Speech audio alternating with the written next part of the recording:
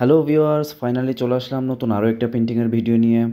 তো আমি প্রথমেই একটা ড্রয়িং করে রেখেছি যেন আমার ভিডিওটা লেন্দি না হয়। এটা হচ্ছে আমার কালার প্যালেট, আমি সরাসরি কালারে যাব। এখানে আমি যে কালারটা ব্যবহার করছি এটা কোবাল্ট ব্লুর সাথে টাইটানিয়াম হোয়াইট স্কাই এর ক্ষেত্রে দিয়ে দিব প্রথম লেয়ারটা। আকাশের কাজটা আমি একবারেই করে নিই সবসময়, কারণ আকাশে ডিটেল করার মতো তেমন কিছু থাকে না, শুধু মেঘটাই করতে হয়। এটা যেহেতু ক্যানভাস নয়, একটা নর্মাল পেপার, তাই অবশ্যই পানি ব্যবহারে একটু সতর্ক থাকতে হবে। কারণ পানি যদি বেশি দিয়ে ফেলি সেক্ষেত্রে পেপারটা পিচ্ছিল হয়ে যাবে এবং কালারটাও ভালো করে বসবে না, বারবার লেয়ার চাপাতে হবে। সেটা একটা বাড়তি ঝামেলা। তো এখন আমি মেঘের কাজটা করছি। মেঘের কাজটা কীভাবে করতে হয় সেটা আমি আগের ভিডিওতে দেখিয়েছিলাম, যারা দেখোনি অবশ্যই দেখে নিও। ফিলবার্ট ব্রাশ দিয়েই করছি মূলত। এরপর আমি দূরের পোর্শনটা অ্যাড করছি। এখানে দূরের পোর্শনটা অ্যাড করার ক্ষেত্রে আমি একটু ব্লু ইউজ করছি, কারণ আমরা জানি দূরের কিছু দেখলে আমাদের একটু ব্লুইশ নজরে পড়ে। এই জিনিসটা আমরা আরও ভালোভাবে লক্ষ্য করতে পারি যদি আমরা পাহাড়ে গিয়ে থাকি। পাহাড় থেকে দূরের পাহাড়গুলো বা দূরের গাছপালাগুলো দেখলে আমাদের কাছে ব্লু মনে হয়। এটা অনেকেই খেয়াল করেছেন, অনেকে খেয়াল করেননি। যারা খেয়াল করেননি তারা নেক্সট গেলে অবশ্যই খেয়াল করবেন। তো এই জিনিসটাই আমি অ্যাড করেছি মূলত।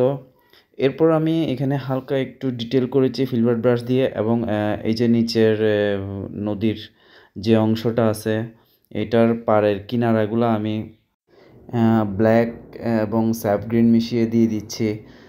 এটা আমি গত ভিডিওতেই বলেছিলাম যে গাছের ডার্ক অংশগুলা বা গ্রাউন্ডের ডার্ক অংশগুলা কীভাবে করতে হবে। অর্থাৎ প্রাইমারি লেয়ারটা যেভাবে দিতে হয় আমি সেভাবেই দিয়ে দিচ্ছি। এরপর হালকা একটু একটু লাইটের দিকে যাব, অর্থাৎ ডিপ লাইট, এই জিনিসটা আমরা সবসময় খেয়াল রাখবো। এরপর কোবাল্ট ব্লু দিয়ে এবং টাইটানিয়াম হোয়াইট মিশিয়ে আমি নদীর পানির যে ফ্লোগুলো আছে এগুলো দিয়ে দিচ্ছি। অবশ্যই আকাশের যে কালারটা দিয়েছি পানিতেও যেন সেম কালারটাই থাকে, ওটা একটু খেয়াল রাখতে হবে। এরপর আমার প্রাইমারি লেয়ার দিয়ে শেষ, আমি এখন ডিটেল করব। তো এখানে ডিটেলের আগে নিচের আরও একটা ঝোপ অ্যাড করে নিয়েছি। এখানে আমি একটা ছোট্ট জিনিস দেখিয়েছি যে এই যে ব্রাশের ফিলবার্ট ব্রাশের উপরের অংশে আমরা কালার নিব, নিচের অংশে আমরা কালার নিব না। তো আমরা ডিটেল যখন করব তখন যে অংশে কালার রেখেছি ওটা থাকবে উপরের দিকে, যেটাতে কালার নাই ওটা থাকবে নিচের দিকে, যেন গাছের স্ট্রোকগুলা, পাতার স্ট্রোকগুলা যেন সুন্দর করে বসে। তো এইটা করলে হবে কি, পাতার স্ট্রোকগুলা দেখতে আরও ভালো লাগবে, গাছটা দেখতে রিয়েলিস্টিক মনে হবে। তো এটা আমি সেম সব জায়গায় করে নিয়েছি। আর আমি পাতার ডিটেলে করেছি ইয়েলোশ গ্রিনের সাথে একটু লেমন ইয়েলো, এটা আমি গত ভিডিওতেও বলেছিলাম। তো এভাবে আমি গ্রাউন্ডের উপরিভাগটাও যেটা ডিপ দিয়েছিলাম প্রথমে, এরপর লাইট অ্যাড করে নিয়েছি সেম সব জায়গায়। এরপর নদীর কিনারার নিচের অংশগুলোতে আমি একটু শ্যাডো ইউজ করছি। এরপর ঘাসের ক্ষেত্রে একটু টাইটানিয়াম হোয়াইটের সাথে লেমন ইয়েলো যে কালারটা আসবে এটা মেশানোর পর ওটাই আমি ডার্ক লাইট, অর্থাৎ ডিপ এবং লাইট, এইটা মেনটেন করে করে আঁচড় দিয়ে যাব। ঘাস যখন অ্যাড করব তখন একটা জিনিস খেয়াল রাখবো যেন ঘাসগুলো খুব বেশি মোটা হয়ে না যায়। অবশ্যই একটা 0 সাইজের তুলি দিয়ে আমরা এই কাজগুলো করব। একটু চিকন, একটু মোটা, একটু ছোট, তো এভাবে করে করে ঘাসের কাজগুলো করতে হবে যেন একটু রিয়েলিস্টিক মনে হয়, একটু ন্যাচারাল মনে হয়।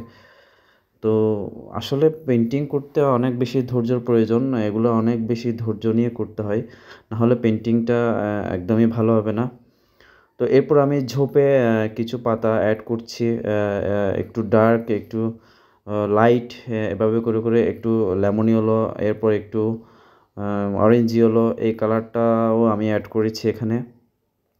এখন একটু শাপলা ফুলের পাতা দিয়ে দিচ্ছি কিছু, যেখানে পানির শ্যাডো দিয়েছিলাম ওটার উপরেই, ওটাতেও একটু একটু অরেঞ্জ ইয়েলো এবং একটু টাইটানিয়াম হোয়াইটের সাথে লেমন ইয়েলো মিশিয়ে যে কালারটা আসবে ওটা দিয়েছি। এরপর যেটা দিয়েছি হচ্ছে ফ্লুরোসেন্ট পিঙ্ক, যেটা খুব সুন্দর একটা কালার আমার কাছে মনে হয়। ফ্লুরোসেন্ট পিঙ্ক দিয়ে কিছু ফ্লাওয়ার অ্যাড করলে ছবির সৌন্দর্যটা আরেকটু বৃদ্ধি পায়। তাই আমি সবসময় ফ্লুরোসেন্ট পিঙ্কটা একটু ব্যবহার করি যদি ফ্লাওয়ার অ্যাড করি তখন। তো এই হলো আমার আজকের ল্যান্ডস্কেপ পেইন্টিং। পেইন্টিংটা তোমাদের কেমন লেগেছে অবশ্যই একটু জানিও কমেন্ট করে। অবশ্যই আমি আরও নতুন টিউটোরিয়াল দেওয়ার ট্রাই করব, যাতে তোমাদের আঁকতে সুবিধা হয় বা তোমাদের বুঝতে সুবিধা হয়। কী ধরনের পেইন্টিং তোমরা দেখতে চাও অবশ্যই একটু কমেন্ট করে জানিও। অবশ্যই ভালো থেকো। টাটা।